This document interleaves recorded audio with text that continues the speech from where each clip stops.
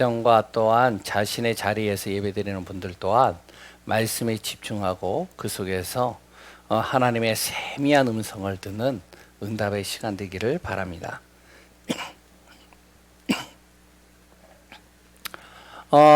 우리 성도님들이요, 문제를 만나면 어떻게 하시나요? 문제라는 거는 뭐 어려움도 있을 수 있고 고통도 있을 수 있고 질병도 있을 수 있고 여러 가지 급박한 상황이나 아니면은 중요한 선택 속에 놓여 있을 때 어떤 선택을 해야 될지 모르는 그런 상황들이 될 수도 있잖아요. 그럴 때 문제를 만났을 때 어떻게 하시나요? 문제를 만났을 때는 항상 이야기를 하지만 하나님 앞에 딱 서버리면 됩니다. 하나님은 보이지 않잖아요. 하나님이 주시는 말씀 속으로 딱 들어가는 거예요. 거기에 나를 맡기는 겁니다. 말씀에 나를 맡기는 거예요. 이게 또 이제 추상적이고 좀 어려운 말이란 말이에요. 어떻게 맡기나요? 아니, 말씀에 맡기라는데, 뭐 말씀이 한두 구절도 아닌데, 이렇게 생각을 할 수가 있죠. 그럴 때마다 우리가 항상 알아야 될 것이 무엇이면, 문제를 만났다. 강단의 말씀이 무엇인지를 항상 생각하시면 됩니다. 이번 주 하나님이 우리에게 주시는, 나에게 주신 강단의 말씀이 뭐냐? 또한 이제 좀 더 우리가 말씀을 많이 보내주신 분들은 기도수첩, 오늘 기도수첩 메시지 제목이 뭐냐, 그 말씀이 뭐냐, 딱 생각을 하시는 거예요. 그래서 그거를 묵상하는 겁니다. 묵상을 하는데요, 답이 안 나올 수도 있어요. 그런데 그거는 이제 내 착각이에요. 당장에 답이 안 나오는 것 같아도 그 흐름 속에 거기에 맡기는데, 그 속으로 내가 들어가는데 시간이 지나가는데 말씀대로 성취되는 게 보여져요. 새 중에요, 가장 높이 나는 새가 있다라고 그러죠. 그 새가 저번에도 얘기했지만 솔개라고 그러죠. 뭐 이제 매 종류는 거의 다 높이 날잖아요. 거기 독수리도 있고요. 근데 이 독수리나 이 매 같은 경우도요, 하늘로 높이 올라갑니다. 딱 높이 올라가면 그 높이 올라가지 그냥 이 날개만 착 펴고 있으면 돼요. 그럼 어떻게 되는지 아시죠? 그 날개가 그 높이 흐르는 그 기류를 딱 만나버리면, 그럼 그 기류에다 맡기면 이게 저절로 그냥 가는 거예요. 방향만 틀어주면 알아서 갑니다. 저는 이제 과학을 좋아하고 여러 가지 이제 좀 이과 계열이라 가지고 원칙이나 이런 걸 되게 좋아해요. 예전에 이제 배웠던 과학에서 혹시 아는 분들도 있을지 모르겠지만 대류층이 있습니다. 이제 우리가 이 땅에서 살면서 여기서 이제 공기를 마시고 있는 여기 있잖아요. 이게 이제 대류죠. 여기에 이제 비도 오고 뭐 바람도 불고 막 여러 가지 하잖아요. 그런데 이 대류층을 넘어가면 뭐가 있냐면은 성층권이라는 곳이 있어요. 비행기는 어디를 가냐면은 여기를 갑니다. 그래서 비행기를 혹시 타보신 분들은 아시겠지만, 비행기가 처음에 이렇게 쫙 올라가면요, 막 번개도 치고, 어떨 때 기상이 이제 우중충할 때는 번개도 치고 비바람도 불고 막 그러면서 이게 비행기가 막 흔들흔들해요. 난기류를 만났다라고 그러더니. 그래 이제 이게 비행기가 쫙 올라가요. 문제를 넘어서 쭉 올라갑니다. 그러면 이제 딱 올라가면요, 밑에가 구름이에요. 거기는 이제 안정권이에요. 그래 이제 그 안정권에 그냥 따라서 가기만 하면 되는 거예요. 높이 나는 새들은요, 여기에서 딱 있습니다. 거기다 그냥 맡기는 거예요. 쫙 맡기면서요, 쭉 가는 겁니다. 그래서 이제 그 바람에 따라서 이렇게 쫙 이제 새들이 날아가요. 새들 중에서요, 가장 멀리 나는 새가 있습니다. 그 새는 지상에 있을 때 어떠냐면은 이 날갯짓을 못해요. 워낙 날개가 커가지고. 그래서 날개가 쭉 늘어져 있어요. 그렇게 있다가 이제는 막 뒤뚱뒤뚱 하는 거죠. 그러면서 이제 비바람이 불고 그랬더니 이제 바람 기운이 이제 싹 일어난다. 그러면 높은 절벽에서요. 그냥 뛰어내려요. 그럼 그 바람에 의해서 이게요. 탁 타고 올라가는 거예요. 그 새 이름이 바보새라고도 얘기를 하고요. 또한 우리나라 새로 얘기를 한다면은 신천홍이라고도 하고요. 또한 이제 외국에 있는 새로 이렇게 표현을 한다면 바로 알바트로스라는 이런 새입니다. 이 새의 날개는 엄청 길어요. 그런데 이게요, 문제를 만나거나 비바람이 딱 몰아치면 다른 새들은 다 숨는데 이 새는요, 그때 날개짓을 딱 피면서 절벽에서 뛰어내려요. 그 새가요, 날아가는 그 속도가 어느 정도냐면 127km입니다. 시속. 그러니까 거의 160까지 날아간대요. 그러면 야구공 던지는 속도보다 더 빠르다는 거예요. 그 새가요, 태평양을 한 번에 건너와요. 문제를 만났는데요. 어떤 사람은요, 그 문제 속에서 계속 허우적거리는 사람들이 있어요. 비바람이 몰아칠 때 새들은요, 굉장히 거기에서 어정쩡하게 어떻게 하지 막 이러면서 이제 좌충우돌합니다. 또한 새들이 날아갈 때요, 참새나 이런 비둘기나 이런 새들은요, 막 바닥바닥 거리면서 날아가요. 끊임없이 날개짓을 하죠. 그런데요, 높이 나는 새들은요, 날개짓을 별로 안 해요. 그냥 펴고만 있으면 그냥 알아서 가요. 하나님의 자녀들은 불신자하고 다릅니다. 하나님의 자녀들은요, 정말 하나님께서 높이 나를 수 있는 힘과 답과 모든 비밀을 다 주셨어요. 어디에다 주셨느냐? 여기에다 주셨습니다. 말씀에다가요. 그래서 말씀을 깊이 묵상을 하고 말씀을 항상 마음에 담고 말씀을 기억하라는 거예요. 그 어떠한 말씀이냐? 매주마다 하나님께서 나에게 주실 메시지를 강단을 통해서 선포되어지게 하신다. 이거를 진짜 믿는 성도들은요, 강단 메시지가 달라집니다. 제가요, 아까도 이제 저 메시지 좀 이제 제 메시지 좀 들어보려고 하는데, 야, 어떻게 그 메시지를 듣는지 참 용해요, 용해. 찬양을 이제 생음악으로 찬양을 하는데, 와, 나도 듣기가 힘들더라고요. 그리고 이제 찬양이 끝나고 나서 목소리를 이제 듣는데, 이게 목소리 톤이 늘어져요. 나 왜 늘어지게 했는지 모르겠어요. 수예배 때. 뭔가가 이렇게 쭉, 할아버지처럼 늘어져요. 잘 들으시더라고요. 요번에 좀 오류가 났는지 잘 모르겠는데, 수예배 조회수를 봤어요. 100명이 넘었어요. 제가 분명히 어제까지만 해도 22명이었거든요. 누가 한 사람이 계속 눌러도 그렇게 나오질 않을 텐데, 그런데 주일날 봤더니 100명이 넘었어요. 야, 그 메시지 어떻게 들리는지 모르겠어요. 그런데 중요한 거는요, 지난주에도 얘기했지만 말씀을 내가요, 육신적으로 듣는 게 아니라 하나님이 나에게 주시는 메시지다. 그러면 이게 달라집니다. 문제를 만났다? 어떻게 해야 된다고요? 하나님 바라보는 겁니다. 그럼 어떻게 하나님 바라보는데요? 너무 추상적이에요. 그 하나님이 주시는 말씀입니다. 그럼 어떤 말씀이냐? 강단입니다. 그러면 목회자는 어떻게 해야 되냐? 문제를 만나거나 어떠한 순간 속에서는 어떡하냐? 저는요, 시대적인 전도자의 메시지를 제가 들어요.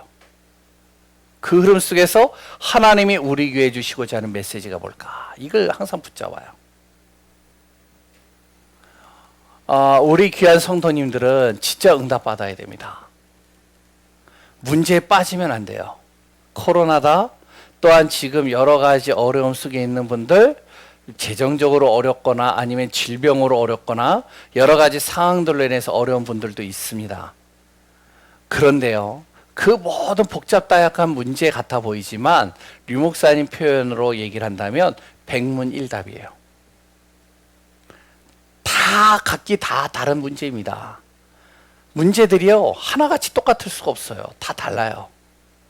그러니까 그 문제에 대해서 하나하나 거기에 맞춤형 답을 줄 수는 없어요. 그런데 성경은요, 한 가지 답으로 통일시킵니다. 그게 뭐냐? 그게 바로 복음입니다. 그래서 우리가 복음의 말씀 속에 들어가는 귀한 분들 되시기 바랍니다. 오늘 왜 이 얘기를 먼저 했냐면, 오늘 제목이 뭐냐? 바로 목사, 중직자, 성도, 이제 여기에 렘넌트도 포함됩니다. 치유입니다. 간단하게 얘기를 하면 하나님 자녀예요.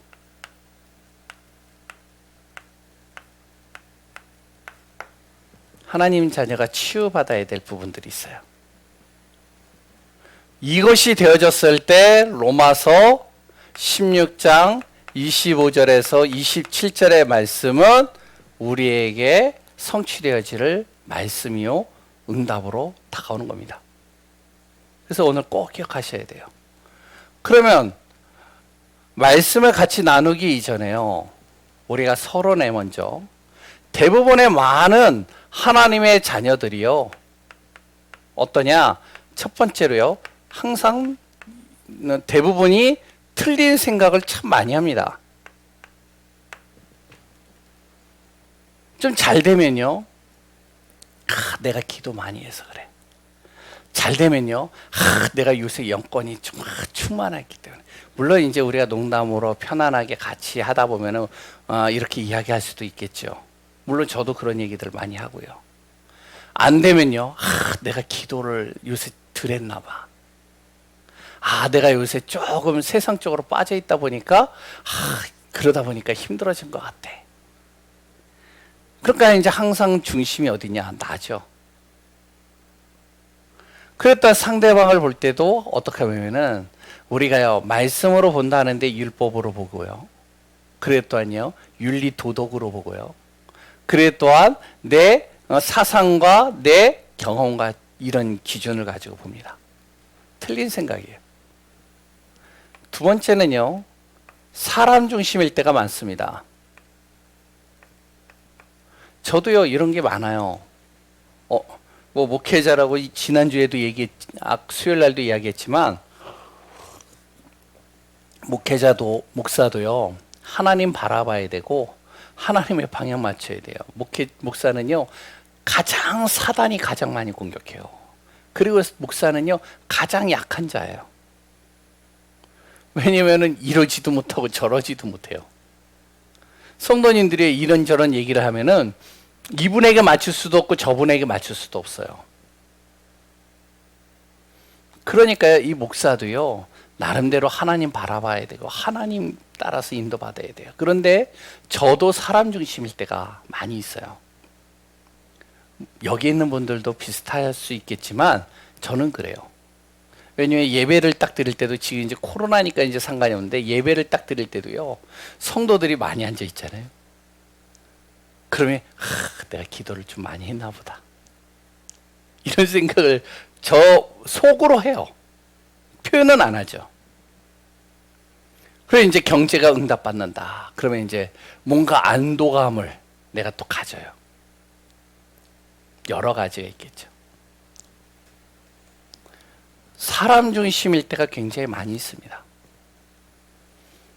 우리가요, 신앙생활 하다 보면은 저 장로님이 좀 나 좀 왜 안 도와줄까? 저 목사님이 왜 나를 안 도와줄까? 저 권사님이 왜 나를 이렇게 힘들게 만들지? 그렇게 이제 얘기할 때도 많이 있습니다. 사람은요, 섬김의 대상입니다. 우리 아셔야 돼요. 믿음의 대상이 되면은 안 돼요. 믿음의 대상이 되는 순간 어떻게 되면은 거기에 이제 사단이 파고 들어옵니다. 치고 들어오는 거예요. 지난 수요일 날도 이야기했지만 뼈 중에 뼈요 살 중에 살이로다 한 하와를 그렇게 사랑한다라고 하는데 한순간만에 그냥 싹 돌아서 버리잖아요. 그게 사람이에요. 아니 그렇게 자기가요 아름답고 그랬던 굉장히 사랑스러운 아내를 딱 애굽으로 딱 내려가는 순간 죽음이라는 이 위기가 딱 다가오니까요. 뭐라 그러죠? 그 아내를 자기 누이라고 속이잖아요. 물론 누이기도 하지만 우리는 꼭 기억해야 됩니다. 하나님의 자녀는요, 사람은요, 섬김의 대상이에요. 그 사람이 나에게 어렵게 하고 저 사람이 정말로 나를 잘 도와주지 못해도 나는 어떡하냐? 하나님 앞에서 저 사람을 섬긴다. 이런 중심이 되면 됩니다. 그리고요, 세 번째는 하나님의 자녀가 꼭 우리가 알아야 될 것이 보시면 자기 자신의 기준으로 모든 것을 합니다. 같은 비슷한 말일 수도 있는데 자신의 틀과 경험과 자신의 체험을 가지고 신앙생활을 해요. 거기에 또한 그것이 맞다라고 사람들을요 또 설득하기도 합니다. 조심해야 됩니다. 대부분의 많은 신앙인들이 요 중심으로 갈 때가 많습니다. 목회자도 그렇고요, 중직자도 그렇고요, 성도들 중에는 더 많고요.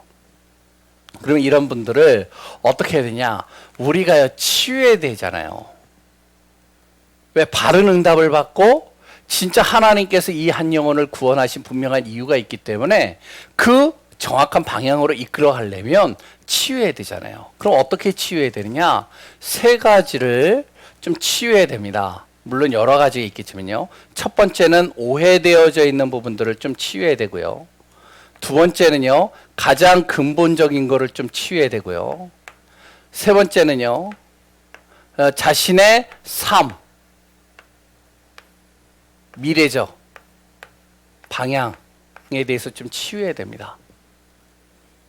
하나님의 자녀는요, 요거 세 가지가 좀 치유가 돼야 돼요. 물론 여러 가지가 있겠지만요.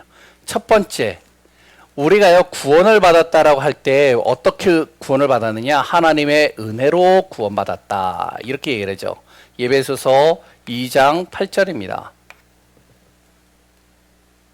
너희가 그 은혜로 말미암아 믿음으로 구원을 받았나니 이것은 너희에게서 난 것이 아니라 하나님의 뭐라고요? 선물이니라.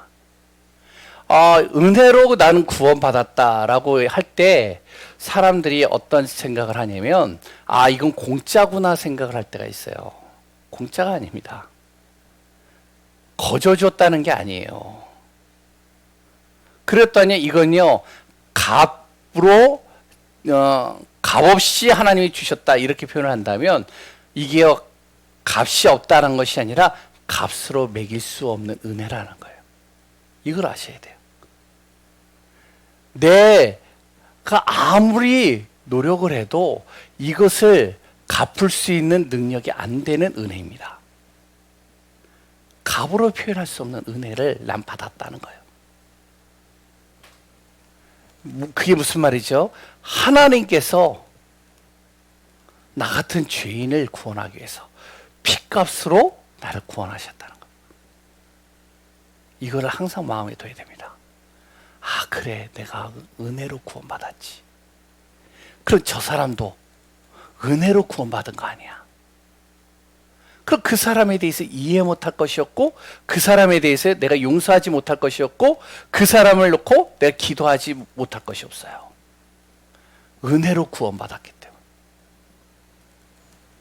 두 번째는요. 우리는요.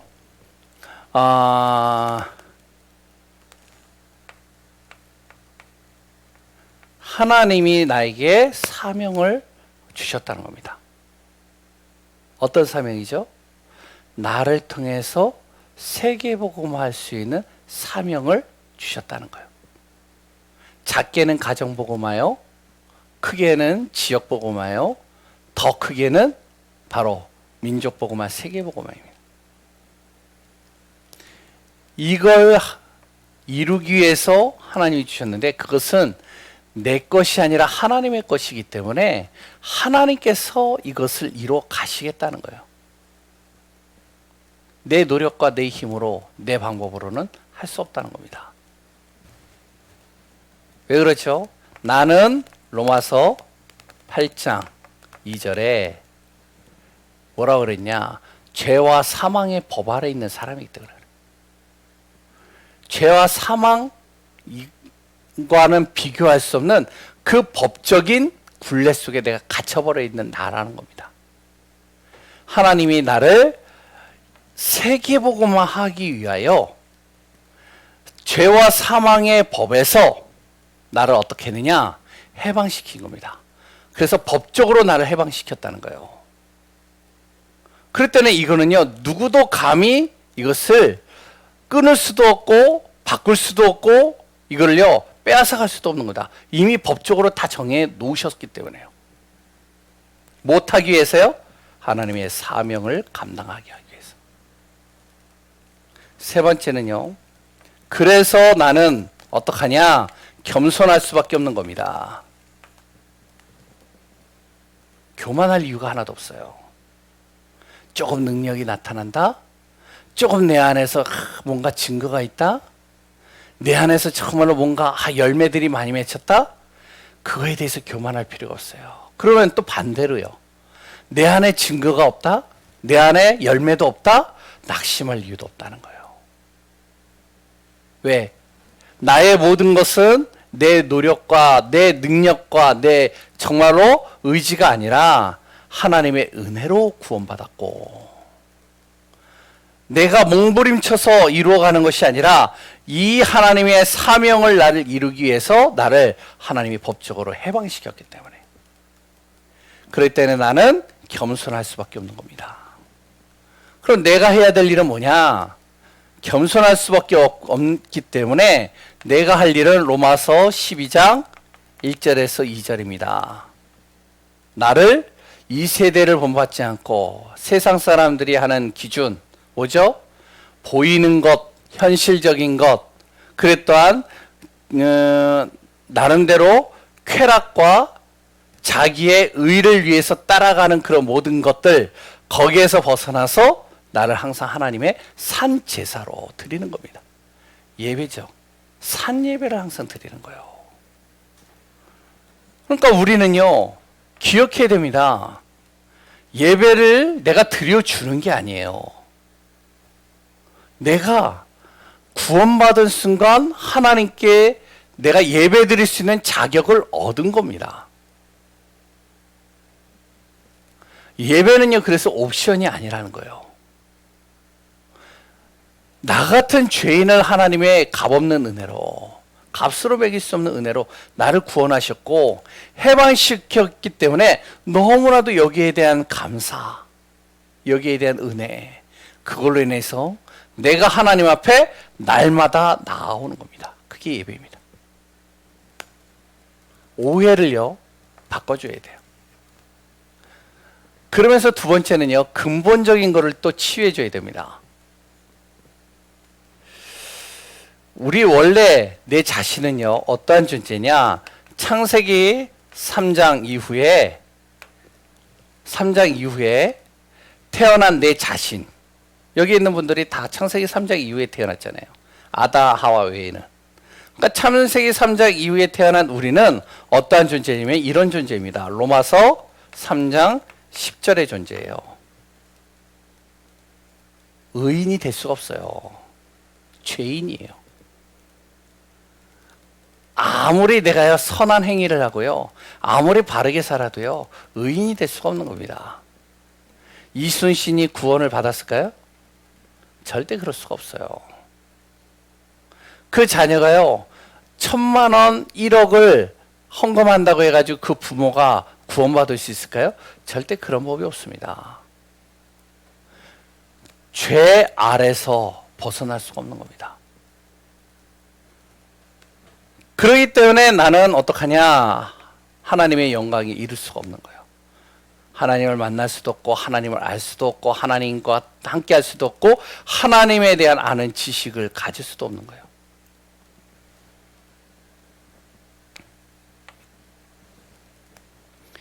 이런 나를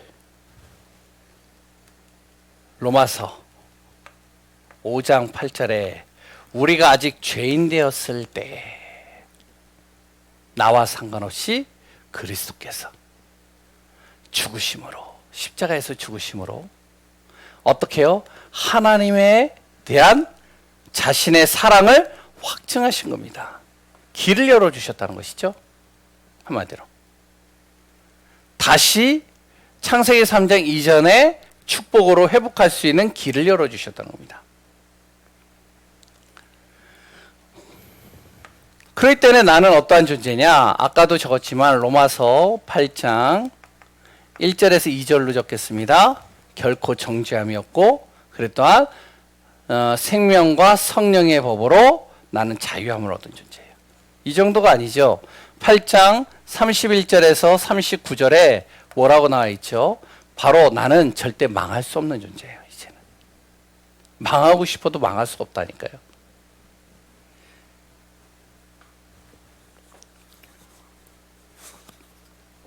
하나님의 방향이 하나님의 자녀가 하나님의 방향에 안 맞아서 고난은 당할 수 있어요.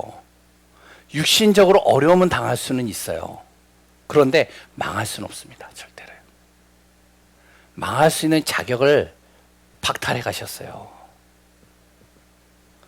그리고 우리는 어떡하냐?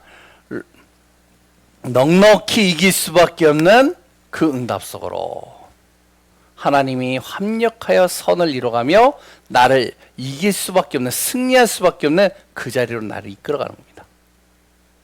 뿐만 아니라 어떠한 존재도 하나님의 이 끈끈한 사랑에서 끊을 수가 없게 하나님께서 나를 묶어두셨다는 거예요. 우리의 존재, 우리의 근본이 뭐라고요? 내 신분과 권세가 바뀌었다는 것이죠. 그러니까 우리가 항상 기억해야 돼요. 문제나 어려움이 올 때 하나님을 바라봐야 돼요. 말씀 속으로 들어가야 돼요. 그러면서 항상 또 내가 거기에서 무엇을 그래, 난 하나님의 자녀 아니야. 그래, 하나님이 나와 함께 하시잖아. 문제되지 않잖아. 그래, 하나님께서 나의 기도를 들으시잖아. 아무도 도와주지 않아도 돼. 보이지 않는 천사는, 천군 천사는 지금도 나를 통해서 역사하고 있어. 흑암은 지금도 꺾이고 결박되고 무너질 수밖에 없어. 우리가요, 근본이 치유가 돼야 됩니다. 누군가 나를 도와주지 않을까? 물론 도와줘야죠. 그런데 도와줄 수 없는 상황들이 있잖아요. 그런 환경들이 있잖아요. 모든 성도들과 모든 중직자들과 모든 목회자들은 어떻게 되냐? 신분과 권세를 항상 놓치지 말아야 됩니다. 목사도 그러거든요. 어려울 때는요, 누군가 나 좀 도와주지 않을까? 이 생각해요. 그리고 일단 내가 힘들 때는요, 어떻게 하는지 아세요? 내 상황을 저 사람이 좀 이해해 줬으면 좋겠다. 이런 생각도 해요. 그런 때가 많이 있거든요. 인간적인 마음들이 있잖아요. 뭔가 사람으로부터 뭔가 보상을 받고 싶고, 사람으로부터 뭔가 위로를 받고 싶고, 사람을 통해서 내가 뭔가 정말로 치유받고 싶을 때가 있잖아요. 우리는요, 항상 근본적인 치유가 돼야 됩니다. 아무도 도와주지 않아도 돼. 나는 누구다? 하나님의 자녀요. 하나님은 나와 함께 하시오. 왜? 창세기 3장이 그런 나를 나와 상관없이 그리스도께서 사랑으로 확증하셔서 길을 여셔서 나를 모든 것에서 해방시키시고 망할 수 없는 신분으로 만들었기 때문에. 그러면 나의 삶과 미래는 어떻게 될까요? 바로 하나님의 방향, 사명을 이루는 데다가 방향을 맞춰 나가야 되겠죠. 아까 전에 얘기했잖아요. 세계복음화. 그걸 위해서 바로 로마서 16장 1절에서 2절, 로마서 16장 3절에서 4절. 로마서 16장 23절. 뭐죠? 보동식이죠. 좀 보동식 하면은 좀 이상한데 저는 물론 이제 우리는 이제 많이 익숙하잖아요. 보호자, 동역자, 식주인입니다. 세계 복음화를 이루기 위해서. 그러면 요거를요, 좀 요렇게 한번 설명을 해볼게요. 목회자, 목사의 기준으로. 목사는 성도의 보호자, 영적 보호자. 기도 속으로 항상 들어가야 되니까요. 성도들이 어렵거나 우리 교회 가족이 어렵다? 그런 기도 속으로 들어가는 겁니다. 저는요, 기도 속으로 들어가요, 항상. 동역자. 어떤 순간 속에서도 목회자는 그 사람의 동역자가 되어주는. 나와 생각이 다르다 할지라도, 나랑 좀 틀리다 할지라도, 영적인 동역자입니다. 그 사람의 영적이 흔들릴 때 옆에서 그 사람을 도울 수 있는 동역자가 되어지는 거예요, 목사는. 성도들의 식주인이 되는 겁니다. 여기서 식주인은요, 영적인 양식을 항상 공급해주는 식주인이에요. 그러면 우리 중직자는요, 중직자는 마찬가지입니다. 목회자와 렘넌트의 보호자, 동역자, 식주인이 되는 거예요. 그들의 목회자의 삶에 대한 부분에 있어서 보호자가 되어지고 내가 동역자가 되어지고 식주인이 되어진다. 그래서 저도 참 감사한 게 있어요. 제가 좀 실수도 하고 좀 여러 가지 부족한 부분들도 있고, 아까도 얘기했지만 제가 수요일날 주일날 왜 조회수가 높아졌을까? 물론 제 착각일 수도 있어요. 제가 강단에서 이 조회수에 대해서 얘기를 하니까 막 누르신 것 같아요. 막 맞는지 안 맞는지 제가 잘 모르겠어요. 근데 이제 얼핏 그런 얘기를 들었거든요, 제가. 조회수 늘려야 되겠다. 그래서 그러니까 얼마나 감사해요. 목회자의 말을 그냥 허투루 안 듣는다는 거겠죠. 참 감사해요. 그리고 제가 힘들 때마다 보이지 않게 옆에서 기도해주고, 또한 보이지 않게 이렇게 돕는 분들도 있어요. 참 감사해요. 저는요, 지금도 감사한 게 우리 교회 성도님들과 중직자분들이 너무 귀해요. 다른 분들 별로 그렇게 저는 그렇게 귀하게 여기질 않아요. 아니, 귀하게 여기지 않는 게 별로 관심 없어요. 왜냐면은 뭐 요번에도 CPM 설교를 했는데 거기에 이제 한 몇 명이 들어왔어요. 몇 명이 들어왔는데 보니까 항상 임마누엘 그 예배 드릴 때나 핵심 때 사회를 했던 안수 지사님인지 누군지 잘 모르겠는데 딱 들어와 있더라고요. 좀 약간 엘리트 계층이에요. 별로 안 부러워요, 저는. 왜? 나랑 상관이 없거든요. 물론 전체적으로 기도는 하겠죠. 왜? 나를 위해서 그 사람은 기도를 잘 안 해요. 그러나 우리 교회 성도들은요, 기도하잖아요. 중직자, 동역자, 식주인. 렘넌트에게 있어서 중직자가 렘넌트에게 있어서는 어떡하냐? 아까 전에 제가 했지만 영적인 모델로 딱 서는 겁니다. 원래 렘넌트들이 앞으로 미래를 책임져 나갈 때 이들의 보호자요, 동역자요, 난 식주인이 되겠다. 렘넌트는 어떻게 되어지냐? 앞으로 미래입니다. 미래에 교회를 살릴, 현장을 살릴, 또한 앞으로 무너진 사람들을 살릴 보호자요, 동역자요, 식주인으로. 이렇게 섰을 때요, 어떻게 하냐? 세계 복음화는 이뤄가게 돼 있는 거예요. 흑암은요, 감히 이 원네스의 축복을 파고 들어올 수가 없어요. 간단하게 결론을 좀 같이 나누겠습니다. 그러면은 이렇게 치유의 응답을 누릴 수 있도록 우리가 하려면 결론에 있어서요,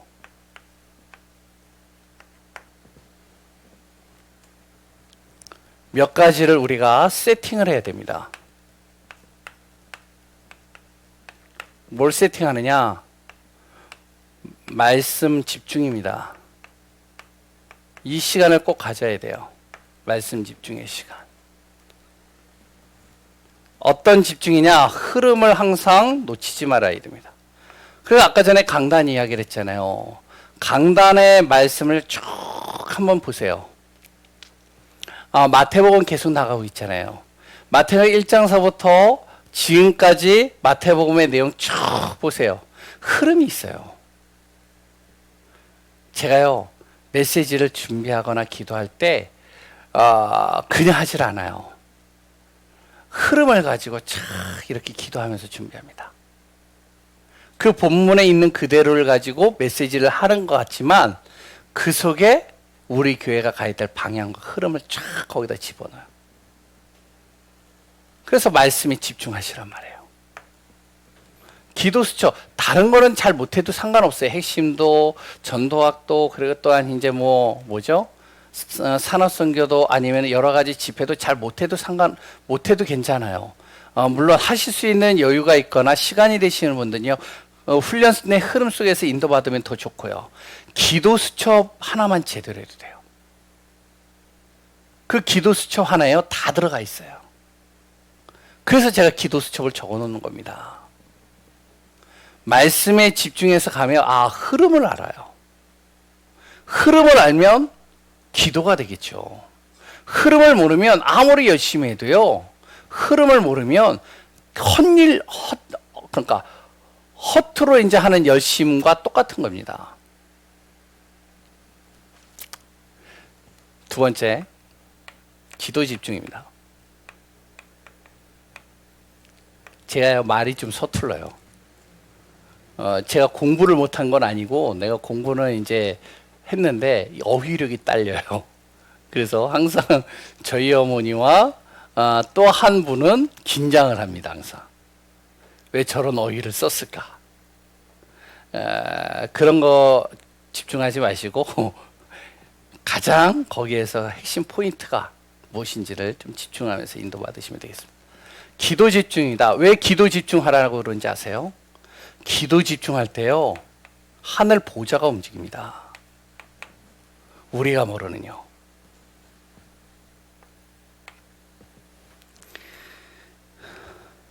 그러면서 우리가 말씀과 기도 마찬가지겠지만 예배 집중입니다. 우리가 예배를 집중하는데요, 시공간을 초월하는 역사가 임해요. 내가 예배를 여기서 드리고 있는데 하나님은 이미 나의 앞서 모든 것을 작업하시고 움직이십니다. 그래서 그런 얘기 있잖아요. 내가 예배를 드리고 있는데 하나님은 동에서 예배 드리고 있는데 서에서 하나님이 역사하시고, 내가 예배 드리고 있는데 그 선교지에서 벌써 하나님은 역사하시고, 하나님 움직이시는 거예요. 누굴 통해서요? 천군천사를 통해서. 그래서 성경에 시편 103편 20절에서 22절에 그런 말이 있잖아요. 말씀을 이루는 천사, 하나님의 뜻을 이루는 천군, 그 천군과 천사가 동원되어져서 역사하는 겁니다. 네 번째요, 내 산업, 내 업에 집중하는 겁니다. 주부면 주부, 목회자면 목회자, 그랬던 직장인이면 직장인, 자영업이면 자영업, 이 산업에 집중하는 거예요. 물론 이제 목회자는 직업은 아니지만요. 그랬을 때 어떤 일이 나냐? 237의 문이 열리는 겁니다.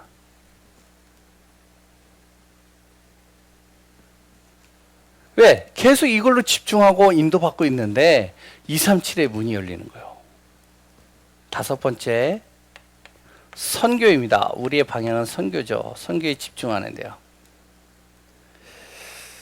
어떤 일이 하냐? 우리는 가지도 않았는데 5천 종족과 연결되어지는 응답들이 열려지는 것을 보게 됩니다. 저는 요즘 해외를 안 나가는데 또 이제 10월 달에 캐나다를 또 메시지를 해야 돼요. 그래서 이제 캐나다에 있는 또 이제 사람들을 또 다 모아놓고 또 이제 해야 되는데, 아무튼 저만 그런 게 아니라 많은 목사님들이요, 집 비대면으로 보이지 않는 현장들의 문들을 계속 열어갑니다. 그래서 우리가 기도하시고 인도받으면서 응답받았으면 좋겠습니다. 오늘 간단하게 좀 보고 기도했으면 좋겠습니다. 하나님의 자녀는 치유받아야 돼요. 항상. 어떤 치유냐? 오해되어진 것, 내 근본적인 것, 내 삶에 대한 것은 날마다 치유되어져야 됩니다. 그러면서 우리는 무엇이 되냐? 내 자신을 자꾸 5가지로 세팅해야 돼요. 그 안에서 응답받고 증인의 삶을 사는 귀한 우리 예강교회 성도님들 되시기 바랍니다. 우리 이 시간 합심해서 좀 같이 기도하겠습니다. 코로나가요, 지금 이제 장기화 되어졌어요. 1년 반 지났잖아요. 그 가운데 이제 4단계로 지금 좀 확산이 많이 되어지고 있는 상황입니다. 이제 전국적으로 이제 4단계로 이렇게 진행이 되어졌는데, 8월 8일까지 이제 4단계로 연장이 되어졌습니다. 이제 가장 많이 타격이 오는 데가 뭐 이제 소상공인도 있고 예배드리는 우리 성도님들, 교회도 그럴 수 있겠죠. 많은 곳에서 여러 가지 힘듭니다. 우리가 기도해야 되겠습니다. 어떠한 순간에서도 이 코로나를 빨리 종식시켜 주옵소서, 이것도 기도를 해야 되지만, 반면에 어떠한 순간 속에서도 우리가 하나님의 언약을 놓치지 않고 예배를 놓치지 않고 전성도가 원네스가 되어지고 불신앙하지 않고 믿음 앞에 서게 해주옵소서. 우리가 기도해야 됩니다. 아픈 분들, 연약한 분들, 질병과 고통 속에 있는 분들이 있습니다. 지금